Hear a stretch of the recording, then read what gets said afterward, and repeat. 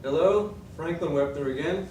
This is the second video tape based on Leo Schaya'S book, The Universal Meaning of the Kabbalah.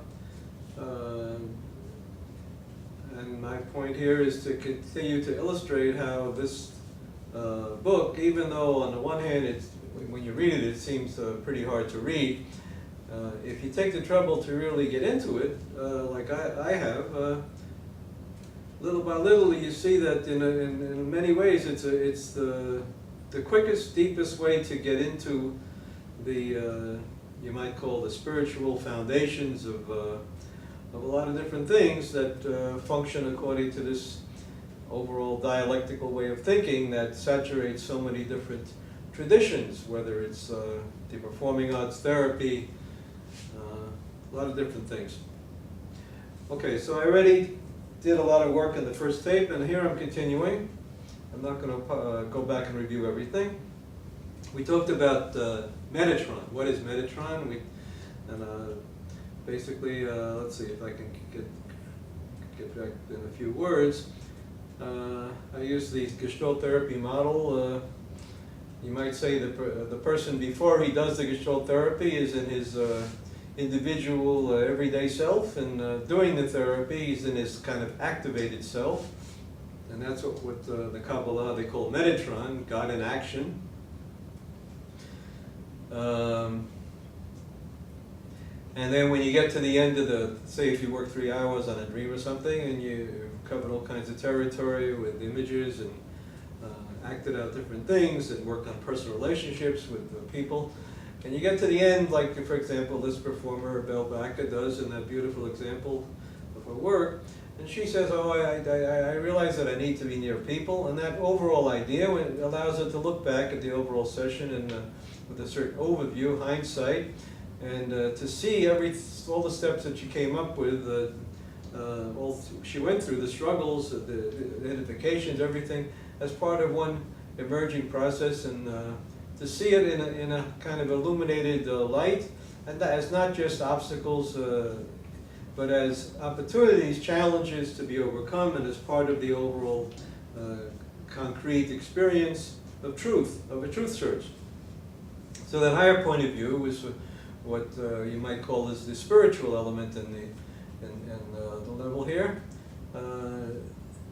And having done that, then she can, I as a director and working with her as an actress, we could begin to do creative applications. And so this video is going to focus mostly on the creative applications, assuming that the person already has done the basic truth search and knows what it's like to function as a person in action, or God in action, or whatever you want to call it. It's actually the idea of the Messiah, the inner Moses, or either inner Jesus, whatever your trip is there. So now let's go back to the basic Metatron idea, and there's another element. We want to consider this Metatron idea on different levels.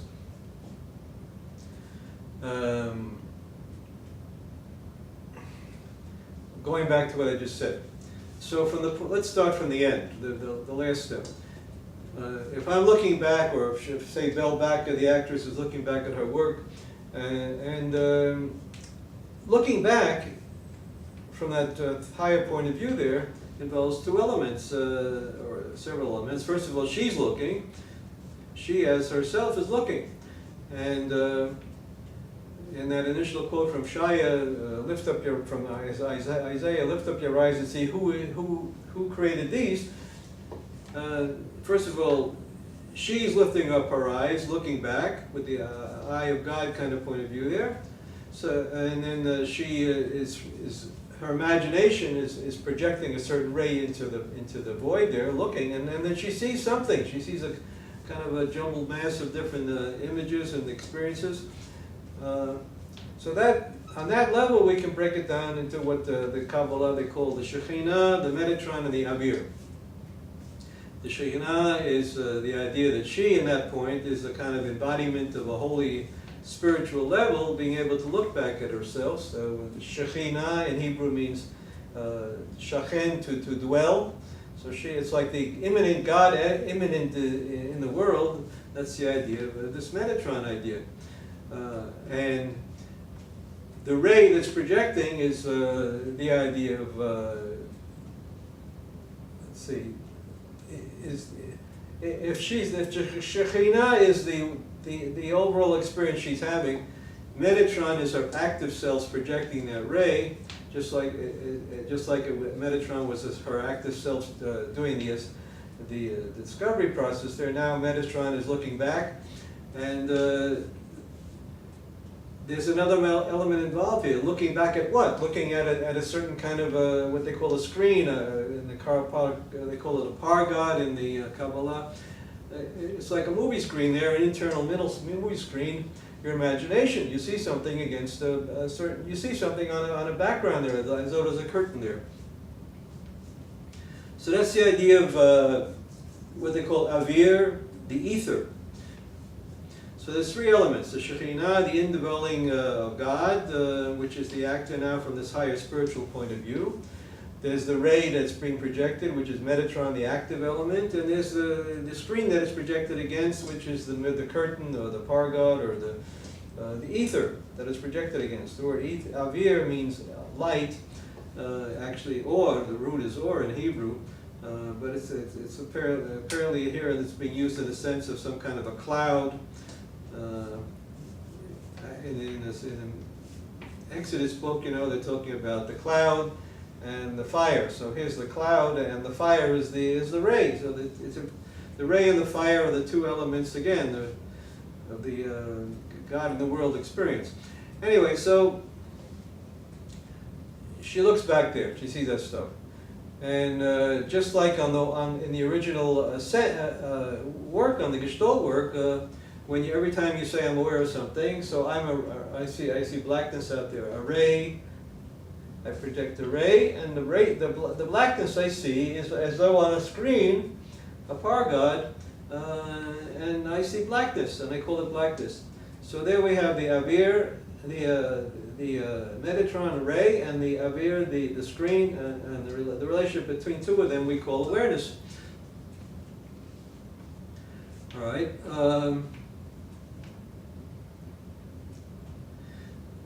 So we have this idea of Metatron and avir as part of the original work on the. Oh, by the way, in the Gestalt therapy, that's called the contact boundary. The contact boundary and the contact experience, awareness. So the contact boundary itself is they call it this curtain, avir. All right. So we have the forward trip, where I'm aware of this and aware of that, and the hindsight trip where I overall have an overall point of view. All right, and both of them, in a certain sense of this avir, the shekhinah, the avir, the Metatron relationship is at work in both levels. Okay, now that doing the Gestalt work moves you from everyday lower self through this process of an actor prepares, was what Stanislavski calls it, and they call it work in the theater in general.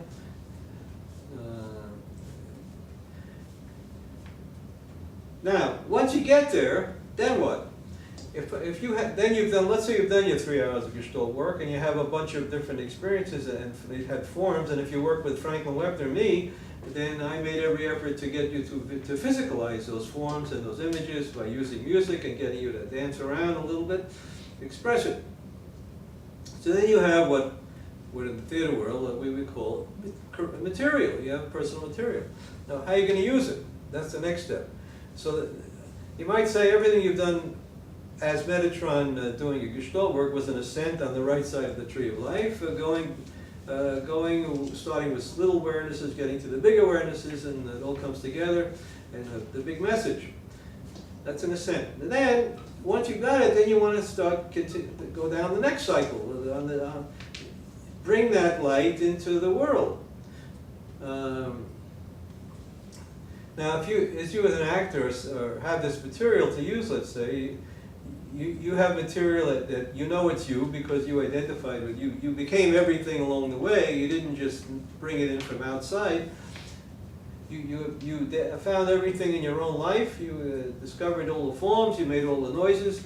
It's all you. It's all me. If it's my world, it's a very egoistic idea of working here, and yet it's the foundation of just so much of has been done and is being done in the world of the arts and therapies.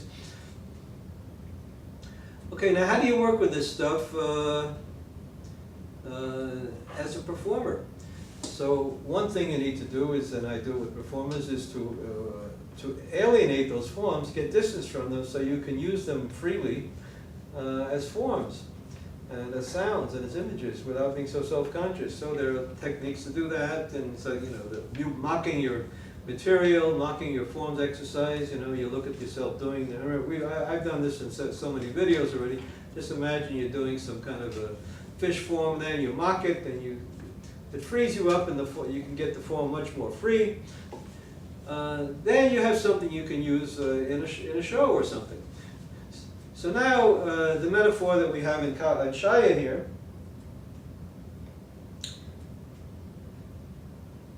Well, let's maybe just go back for a moment now. So now that I said it descriptively, here's how Shaya says it. Metatron is identical with the prototypical world of creation, Olam HaBriya. That's the now this is on the level of spirit, the world of creation. That's where you're looking back. That's where you have jumped out of the microcosm. You've done the metacosm trip with doing a Gestalt with the awareness, and you're on the level of the macrocosm, getting pure ideas. All right. So now.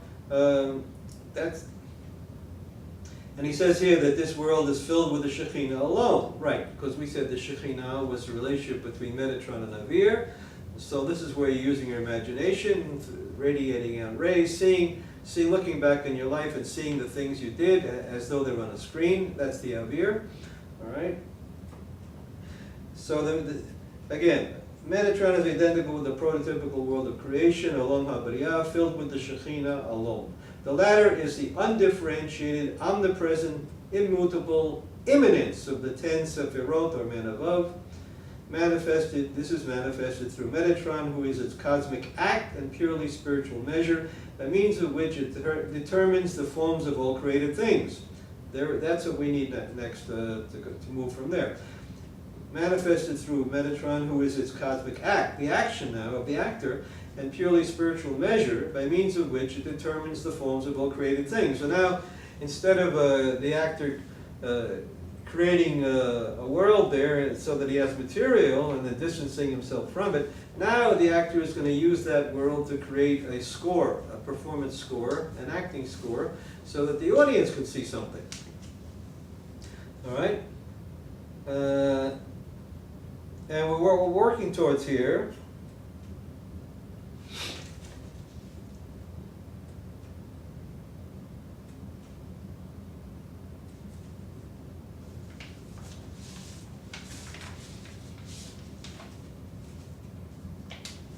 okay, another way of describing what I just said, in Kabbalistic mumbo jumbo, instead of talking about Gestalt work to get to create your material, rather it says here, God detached man from these 4 elements of the 4 Kabbalistic elements, earth, water, fire, air, by integrating them in the ether. That's what we're talking about with the awareness and the contact, which dwells in the heart and envelops his soul in a homogeneous, translucent, and undifferentiated way. Freed from corporeal conditions, his soul then rediscovers its supra-individual or universal form, and that's Metatron. And God placed him in the Garden of Eden, the world of spiritual creation filled with the Shekhinah alone. So does God do now to any man created from the 4 elements when he repents of his sins and occupies himself with the Torah. That's how the Zohar says it. But I'm saying you don't need to repent of any sins, you just need to do some work on awareness and get some forms and break away from deductive logic and into this free flow, intuitive, inductive logic, so that you can take this kind of awareness trip here, this a spiritual ascent, and get to the level of metatron. So you've got some forms, and you now, as a performer, have this form material, and you might, in this sense, you're in the Garden of Eden. And let me explain how this very important image of the Garden of Eden. Let's say you have some form, right? Swimming form, simplest form I could think of. And you're in a show, and you want to present this form as part of your score as an actor. So you've done some work on the form, mocking it and getting distance from it, so now it becomes a whole general vocabulary of possible variations on the form, but all the time you know you are doing, I'm doing my swimming form here. So I know who I am and what I'm doing. I'm grounded. All right?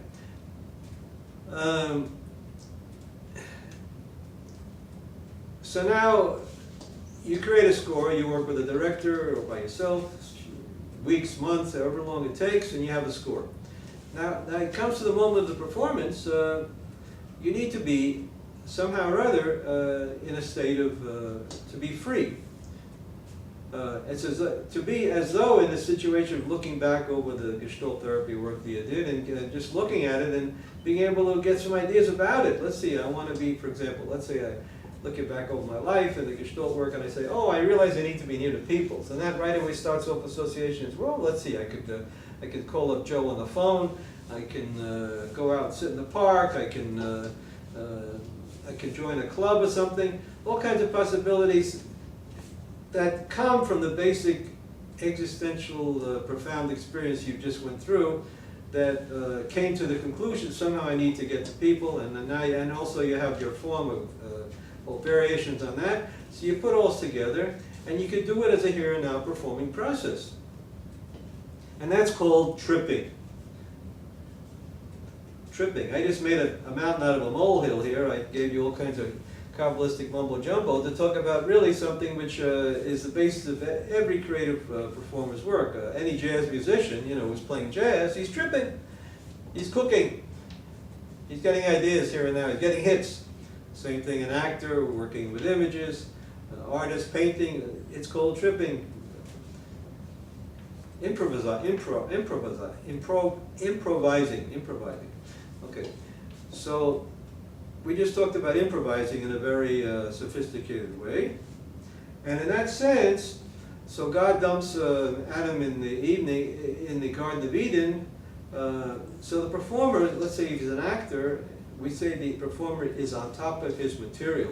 He's doing his score, all the variations on whatever he's doing, and he's working here and now getting ideas, but it's all somehow or other related to the preparation that he did, doing his metatron, avir, shekhinah number, working his way through the Gestalt therapy process, or something like that, whatever kind of a preparation he uses. Now Stanislavski has the actor prepares has a kind of a, might say, third grade version of that.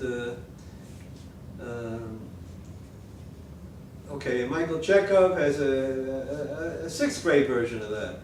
I'm giving you a PhD version of that. Michael Chekhov says, okay, project a character out there, now go play the character, and now do some improvs with that character, and now you've got a character, and that's it. That's his version.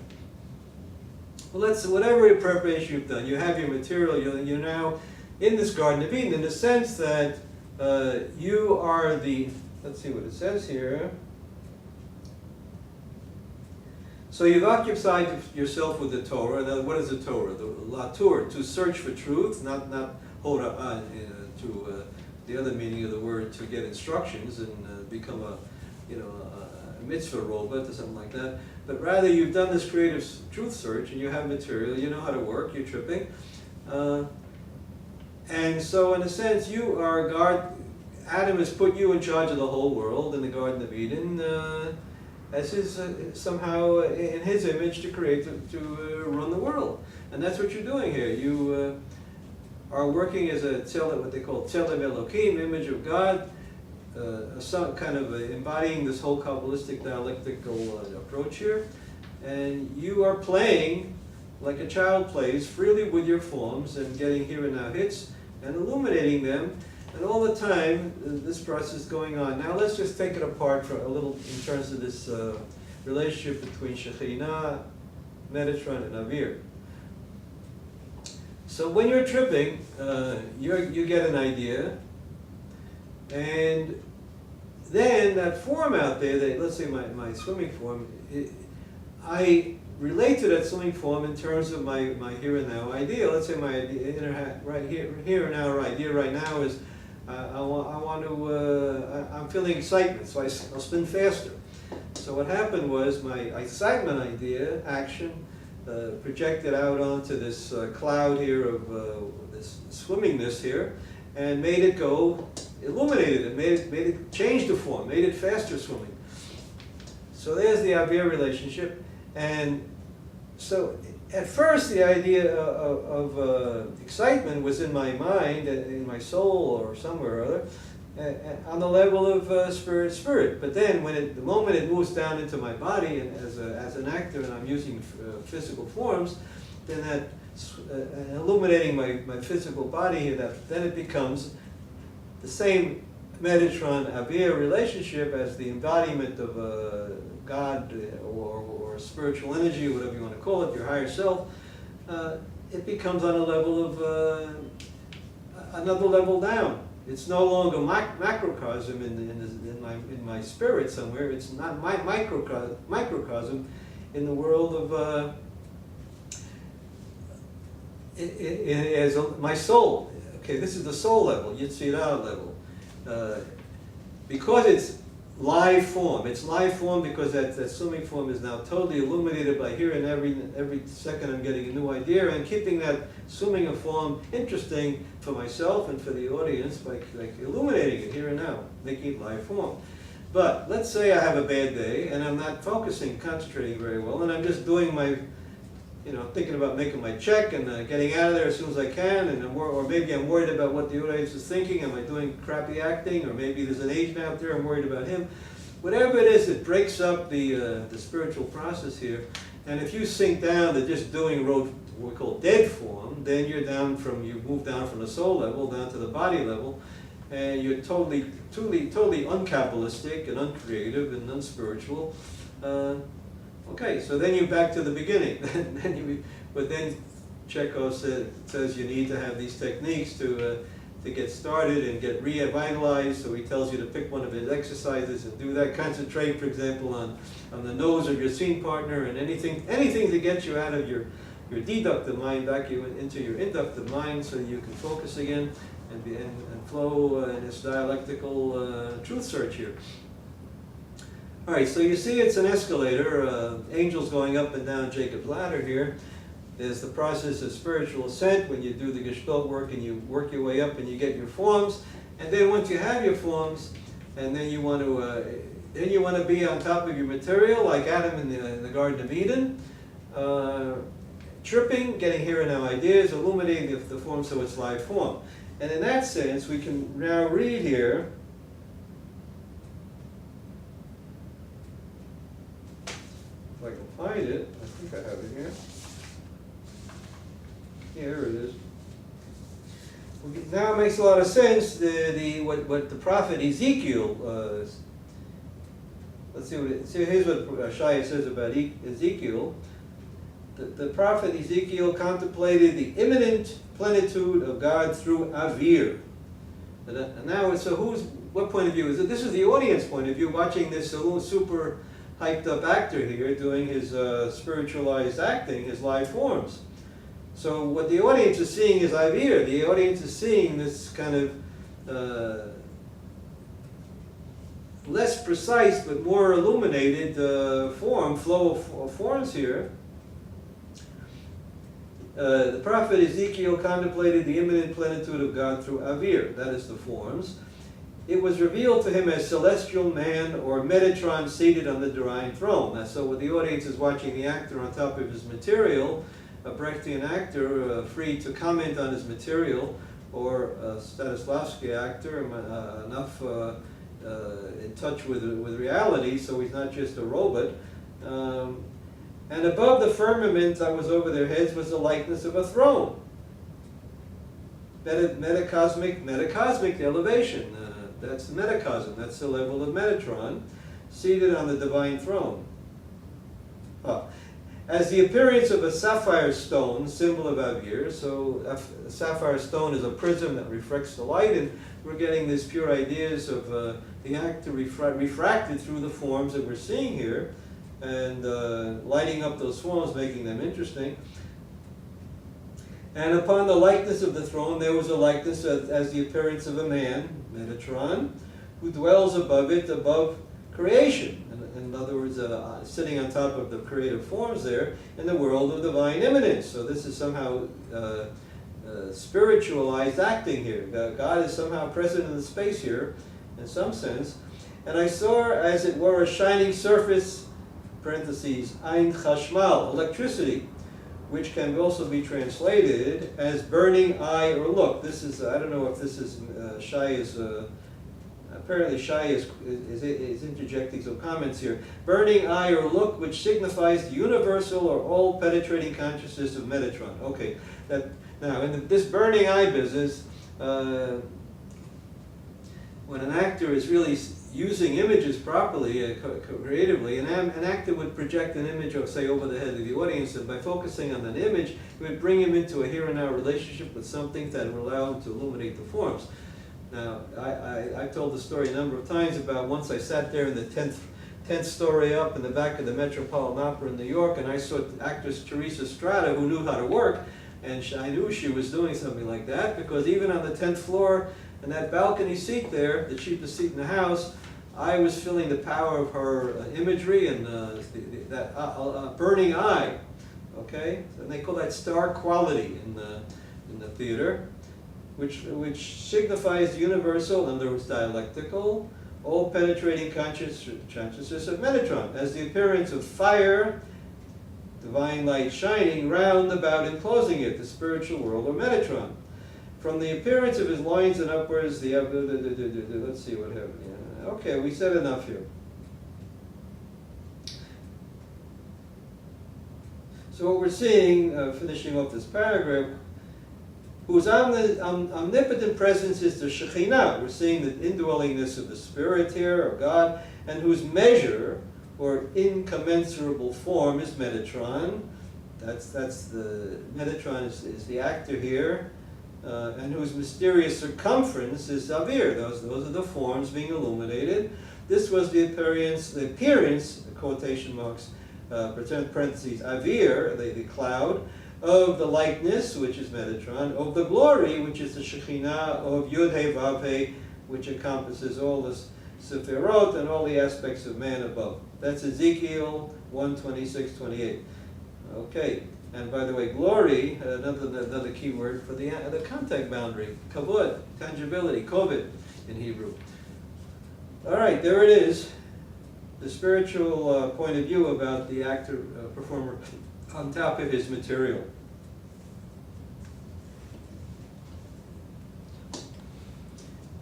Now I want to take a little sidetrack here, and now that I got the main concepts across here of this ascent and descent. First, the ascent is the moving from your everyday self to your higher self by doing this Metatron function, doing Gestalt therapy on awareness or on dreamwork or something, and getting to some kind of an existential message. Or you can do Stanislavski's book on active repairs, which is a kind of a watered down, less effective way of doing it, if you ask my opinion. Or you can do Michael Chekhov's, which is something in the middle, a little more effective, but still very basic. So assuming you know what that is, this ascent to get your material, and the descent how to use your material to do live form as a performer on top of your material. So now let's just illustrate a similar process with an exercise called, and I've demonstrated this before, called pre-speech. So instead of working with forms now, we're going to work with sounds. But the process, the concepts are very similar. Free speech exercise, the way I understand it, the way I learned it from the Mammal Minds Theater back in 1975, how many years, 40 years ago? Boy, does time go by. In fact, Ruth Malachek, I read on the internet that she died, and I feel very bad about that because she was one of my most important teachers in my life. And Lee Brewer, her husband, is the director of that group, is also another major teacher in my life, and I'm grateful to both of them. Okay, so here's the, it took me 40 years to be able to explain the exercise, but I'm a little retarded, I'm sorry. But finally I think I can. But here's a Kabbalistic interpretation of free speech exercise, all right? I'm sure they didn't get it from the Kabbalah, because Lee Brewer, even though he's Jewish, he's about as far from Judaism as anybody could be, just like Fritz Perls was. But wherever he got it from, it can just as well be explained Kabbalistically here in terms of Leo Schaya. So there's two stages here, several stages. Number one, you need images to work with so that they can galvanize you, illuminate your voice. So the way to get the images, one technique, is to use this, what they call walk-through life exercise. You simply, a director tells a group of actors to just walk around in a circle or very, very free way, and think of your life, and the director calls out, starting at age 6 usually, and giving them about 2 or 3 minutes for each age to look for, just be open to imagery, and to allow the body and voice to be very freely, just to allow the voice to just hang out there and be affected by the image. Let's say I see an image of a racing car, so I can I'll walk different, because I'm letting that image affect me. But the main thing is to just open yourself to be a void and empty space, so you're getting images. So right away, you jack yourself up to the very high level here, and you are now in the void as metatron radiating out a ray, and the image becomes the avir, the ether, or the fire, so the fire and the cloud, however you want to look at it. And you are now taking on the function of being God's little brother, the shekhinah, the indwelling divine presence, who has two aspects, the metatron and avir. Avir is ether. Okay, so you have your images, and at the end of working through from age 6 up to age 18, say, you stop and you write down your images, give them labels so that you remember them, and then that's it, you're finished. Then some other time when you're ready for it, could be the same day, whatever, then you're ready to do the pre-speech exercise. So you decide, you pick one or two images, you pick an image you want to work on, one of your images from your collection, and these images having got to them that way, they have the quality of objectivity, what they call objectivity in this system, rather than subjectivity. In other words, there's something you saw out there, because while you're looking at them, the director is telling you to zero in like with a movie camera and see details, and do not get involved subjectively in reliving the images. So their objective experiences, their awareness, this connaissance, their direct contact objectivity experiences, where Chokhmah sees Bina, or Metatron sees avir, Chokhmah is wisdom, sees Bina. These are the Sephirot, the two highest in the tree of life, So you're on a level here of, if you're a Platonic mystic, so you can say you're on a level of the macrocosm, ideas in the mind of God, or something like that. So you're seeing these images in the walk through life. And then when you go back to use the images, it might even be 10 years later. I remember images from 40 years ago. Even now I could use them, and they'll be hot for me now like they were 40 years ago, probably. Because you're getting to basic essences on a higher level of your consciousness here. So you take one of these images, all right? And the directions are you're supposed to sit down, and free your body up, just sit on the floor, on a rug, on a pillow or something, and just, I'm doing it right now. I let myself move freely. It's not like this compulsive davening, you know, that they do in the synagogue, not that stuff. No, it's just a free, letting your body be free, and watching that image out there in your imagination, projecting it out. Again, you're going back to the idea of metatron, shekhinah, avir. But now it's on the level of body. It's not just in your head. So you've moved down from the level of the world of the macrocosmic world of B'riyah, creation, down to the world of Yetzirah, which is illuminated form. You're seeing something very pure there, because it's still not being damaged. It's still, assuming your imagination is free, you're not too uptight about people judging you and all that stuff. So you're able to just see the image out there. If I pick an image now, well, I don't want to use my private images. I'll tell you what they are, because they're very. These images should never be told to anybody. You should keep them as your goal, your treasure as an actor for your whole life. And but I'll just make up an image that I'm not seeing now. I'll just make up, for example, let's say I see an image of, I see an image of, what could I see? I keep wanting to see my private images, but I gotta avoid saying them. So let's say I see an image. Okay, let's say I see an image of the, I'm imagining I'm on a high diving board, which I had never been on a high diving board in my life, maybe once, and I was scared to even walk out there. But let's say I'm on a high diving board, I'm looking down and I see the water. And let's say I see the sun shining off the water, and let's say that was an important image for me, all right? So I'm going to look at the water there, and I'll be maybe a little bit of feeling, you know, up on this high diving board here, and feeling a little bit of apprehension about that, but not much.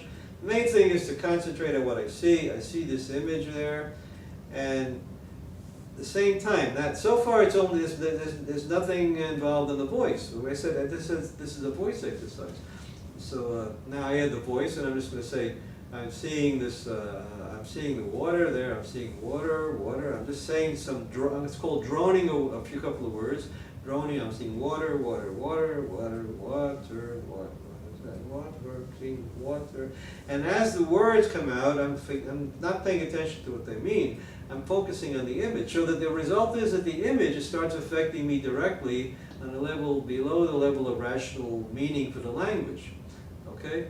So it starts shaping how the sound comes out. So I start water, I'm seeing water, and then imagine, let's say right now I'm imagining a lot of energy coming from that sun shining off the water there, and then maybe it'll make the water.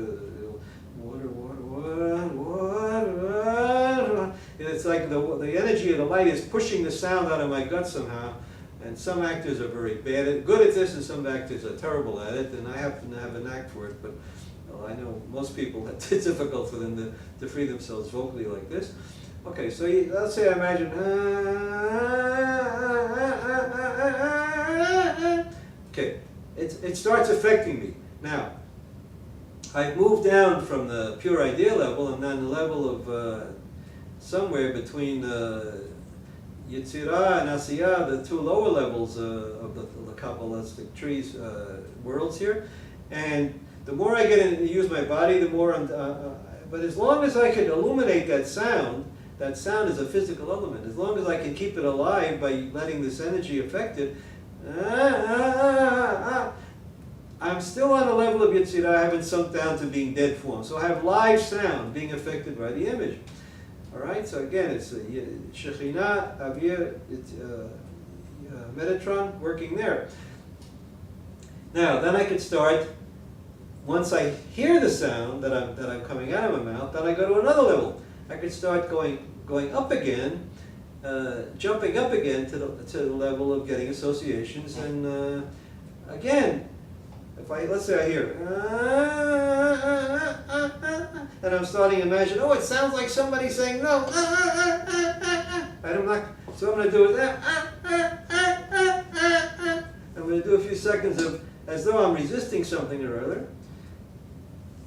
And at that moment, something happened. The idea of resisting, fear or something or other, illuminated that sound that I heard, And so I went back to getting a pure, I jumped up to my imagination again. I'm back to the level of pure ideas creation.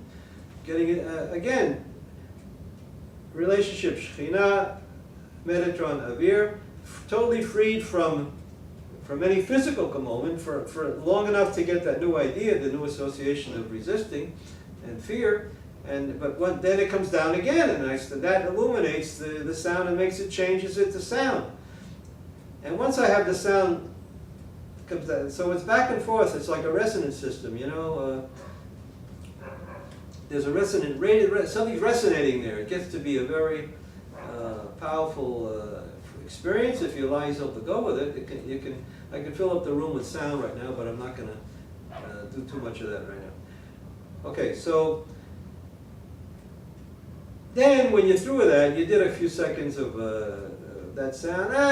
Then I allow myself to let it go. I just drop it, go back to my basic image, watching the water, experiencing being on the high up there, and again relaxing, letting my body be available, and I start a whole new cycle. Again, I just open myself to the void, watching the image, and again letting the image effectively, and so it's constantly oscillating between the different levels, all three kabbalistic worlds: the body level, the soul level, where you're working on the metatron, illuminating the body level of sound, and then the higher level where you're getting new ideas out of the void at the start of the whole cycle all over again.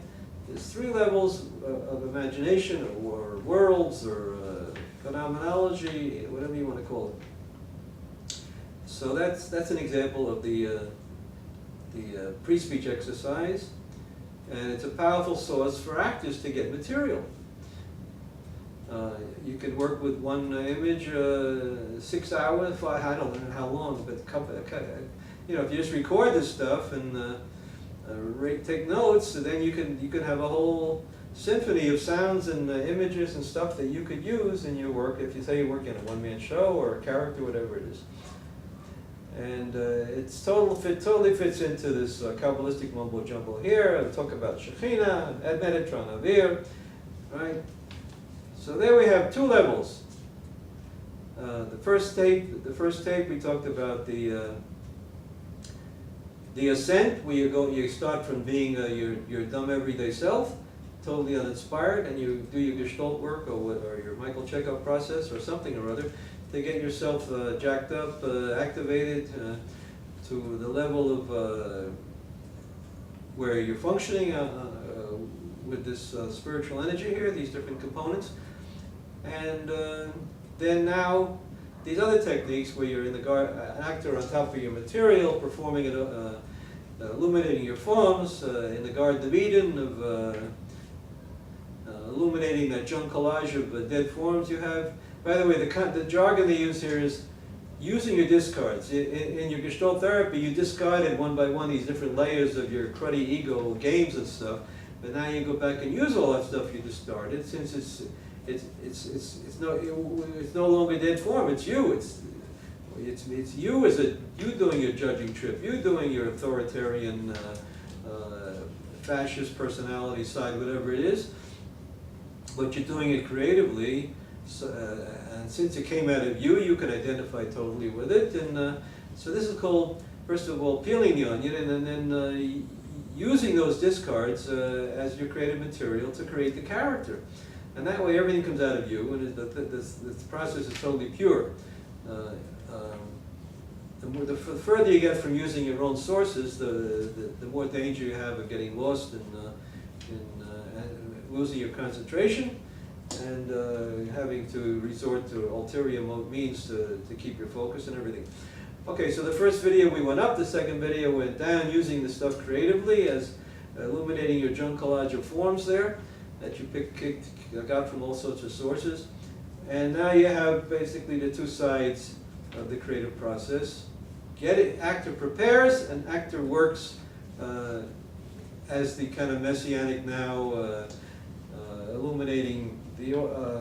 So you're first of all bringing yourself to that state, and second of all, when you do it, just like when I watched Teresa Stratus, if you do it well, the audience will share that experience with you, because it is a powerful phenomenological effect. of course, I keep wanting to remind people that when you play with this stuff, you know, this is a two-edged sword. People like Adolf Hitler and so many other orators in history know how to work up the audience to a frenzy and get people to do all kinds of things that basically lay their whole power trip on them.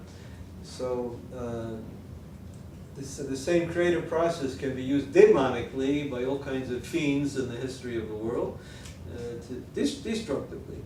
But let's assuming that you have some kind of a value system, a conscience at work here, then this phenomenology of the spirit can be a very powerful creative tool for you to use.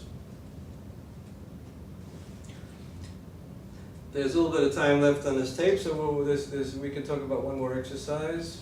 Again, I've talked about this before several times. The Leaderless Worlds exercise, also I learned from Admiral Minds. You have a group of actors and you tell each one you do some preliminary work, so each one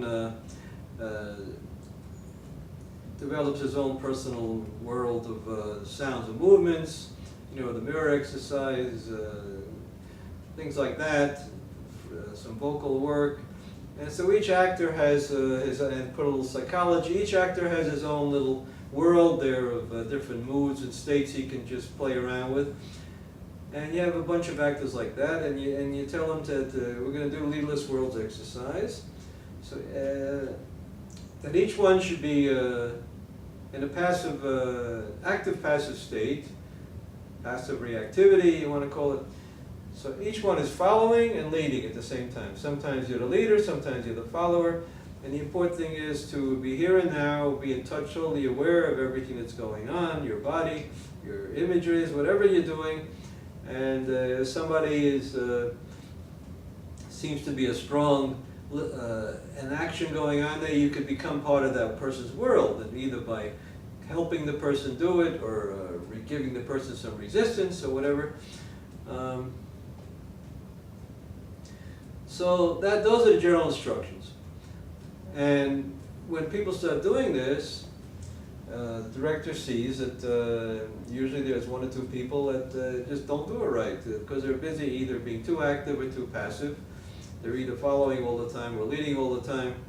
And as though they made a certain decision to be deliberate. So again, these person like this is obviously shifting from inductive awareness type based thinking to deductive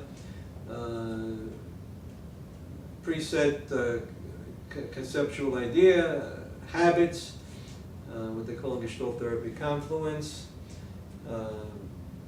playing a certain side of their personality, for example, an authoritarian side that they might have learned introjected as a dibuk from some parent or something or other. Whatever it is, that there are certain people that get stuck and don't go with the flow. Now let's assume for a moment that everybody goes with the flow. And what happens is sometimes very beautiful to see. The whole group kind of moves in a kind of almost a mystical way in some direction. They might move towards, well, it could be anything. It could be anger, could be joy, could be some kind of image of, say, you know, being happy animals or something. Anything could come out of that. So the way we could talk about it is in a sense that everybody is following it, whatever it is, and we don't know what it is. The point is we have some kind of a higher group ego or something or other and everybody is somehow tuned into that, like a flock of birds. Like a flock of birds, you know, it's amazing how they can somehow each know exactly when to turn or when to do this and when to do that. So let's think about that for a moment in terms of our metaphor of the shekhinah, metatron, avir. So in the process of each person creating his world, he was doing this ascent from everyday man to a sort of a diluted version of the next level up, the soul, the metatron, avir thing with projecting their images and using their body in a creative way for their feelings to project against, illuminating their body. So let's assume everybody has a certain amount of that, relatively free of hang-ups. So there is the shekhinah, metatron, avir relationship in individuals. And then on a higher level, somehow or other, there's everybody is functioning as some kind of an avir, and everybody is metatron. Everybody is functioning as some kind of an avir. Everybody is projecting and being projected onto, and somehow this higher presence of the shekhinah, the soul, the spirit, is somehow present there. But it's not any one particular person that it's lodged in. It's somehow lodged in the space as a self. Hamakom, the space, which is another name for God. The world, the space. This is one of the names for God. And just by being involved totally in the here and now experience of that space with these people and everyone working in a creative somehow way, the group moves. So that's the point being here, that this metatron, avir, shekhinah thing does not have to be glued to one personality. It could be a group energy, and of course that's stuff that a lot of theater people know how to work with. Group theater is big time these days. It has been for many years. The danger being, of course, that the energy could it could become fascism. I remember my experience back in the 70s when I started doing physical theater in New York City. My first experiences, I won't get into names, but I was feeling very intimidated a lot of times, the kind of pressure, you know, especially I was kind of slow at it, kind of in my head too much, and people would kind of, got a lot of negative judgments, basically so it's feeling like I was being labeled as being some kind of an egghead, contaminating the holy waters here. So there's a danger there. The danger could come from the one person dominating the group and leading the group into off the holy path there, or from the whole group becoming contaminated with some kind of power trip and dominating individuals. So this stuff is potentially very powerful creative tool, and also potentially very dangerous when, you know, group hysteria leads to all kinds of terrible things happening in the world. Okay.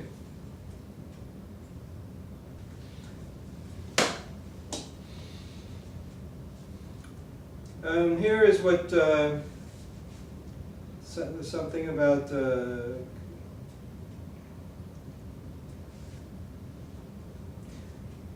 in the last part of chapter 6, Shaya talks about this problem of when the process doesn't work so well.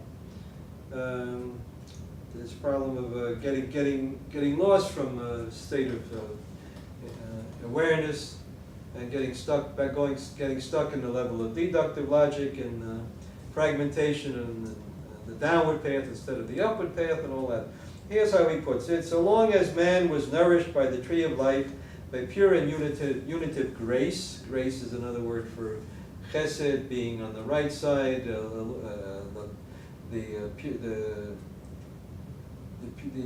here and now energy illuminating the din, the forms, the dead forms that are on the left side.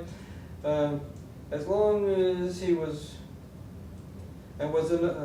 so long as man was nourished by the tree of life, by pure and unitive grace, he was one with the one, and he was in no way forced to choose between good, which contains eternal and divine life, and evil, which attracts rigor, destruction, death, and damnation. That's, in other words, it doesn't go back to the left side instead of the right side.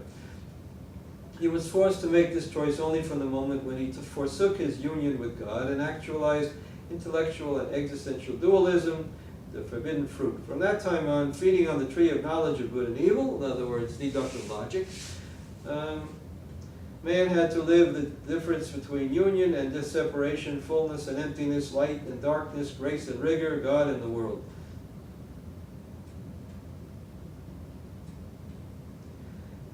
For man to find again his universal, that's dialectical, by the way. Whenever Shai uses the word universal, he's talking about dialectical. Whenever, for man to find again his universal and divine wholeness, immanent in the midst of fragments, he had to purify and spiritualize his body and soul by submitting them and making them accord the supreme will and wisdom, and finally by freeing himself from all earthly bonds, from all his fragmentary or individual states. Okay, and that's exactly what you do when you do Gestalt therapy. You start off with all your different opposites, and you work your way up and integratively as the metatron function, more and more learning how to work as metatron and avir rather than as you with your everyday habits and hang-ups. So the theory here and the practice of the therapy and the theater are exactly one. I could add that this Shaya is very much into the Aristotelian point of view of separation with the pure world of ideas and the body. But really, most of this stuff is going to work just fine with the other point of view, the Aristotelian point of view of everything being one big organism. Again, the focus is on the dialectic, the thesis, antithesis, synthesis.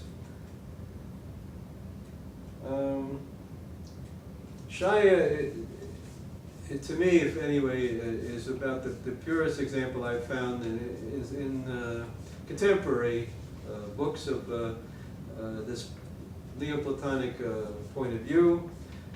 You can find it in Marsilio Ficino in his commentary on Plato's Symposium that is in that book. I forgot the name of it. The Book of Aesthetics, Kuhn and I forgot. But anyway, and also in the Breslauer tradition, there are also Platonic people with the Likutei Moharan, the collected essays of Nachman and Breslov. But there, instead of having it laid out chapter and verse right here, it's laid out, it's scattered all over the place in the tradition of the intuitive logic, which is fine for Breslovers if you got your whole life to dig around for it and get all kinds of associations. But if you're a practical performer and you want results quickly, I can't think of and also profundity, not just, if you want to do Michael Chekhov and know where it's coming from, if you want to do Stanislavski and know where it's coming from, if you want to do bertold, brecht and know where it's coming from, you could study Hegel's Phenomenology of the Spirit for your whole life, or you can read something like Shya's book, especially if you have some connection to the Judaic tradition, I feel the Christian thinking is also. And Shaya also wrote a book about Sufism and another book about Vedantism, so probably you could find similar ideas in those books. I don't know, haven't read those books. Okay, so that was my intention today to, in these two videos, to show parallels between Leo Scheyer's Kabbalah, his presentation of the Kabbalah, in a very clear, systematic way here, and the major techniques of Gestalt therapy and dialectical traditions of theater, acting, and aesthetics, especially Michael Chekhov, Stanislavski, Brecht. Also, it's a little harder to find, but it's right there in Meisner technique also, and Udahagen. It's in all of them to some extent. But Michael Chekhov is probably the closest fit to an attempt to really bring the Kabbalah thinking into dialectical thinking into contemporary theater. And I'm very grateful to him because he provides us with the links.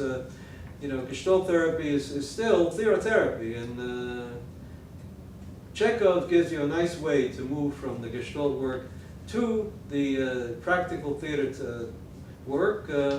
And some nice bridge techniques. Those 41 exercises of his are excellent. But without the depth that you get from the thinking about it with something like this, and without the depth you get from doing something like Gestalt therapy to get in touch with your own pure essences and stuff like that, then the danger is Michael Chekhov could become just another trip for authoritarian directors to manipulate actors and turn them into a herd of sheep, forcing them to leave their brains behind. And I'm against that. And okay, so thank you very much.